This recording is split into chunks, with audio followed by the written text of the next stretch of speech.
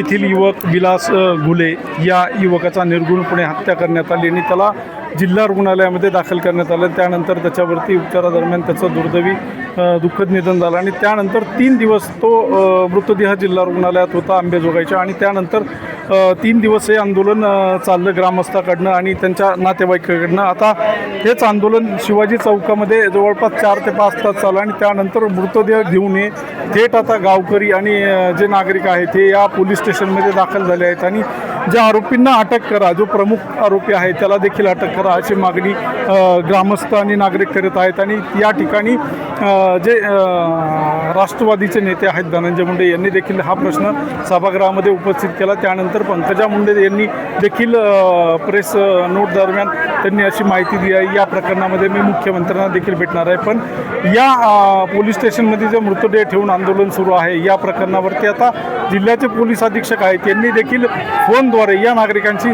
संवाद साधला आहे। आपण आत्तापर्यंत 6 आरोपी अटक केले आहेत आणि उर्वरित आरोपी आपण लवकरात लवकर अटक करू असे देखील त्यांनी या आंदोलकांना आश्वासन दिलं आहे। आणि पुढील कारवाई आता पोलीस प्रशासन काय करतंय हे देखील आता पाहणं तितकंच महत्त्वाचं ठरेल। LS मराठीसाठी दीपक जाधव, बीड।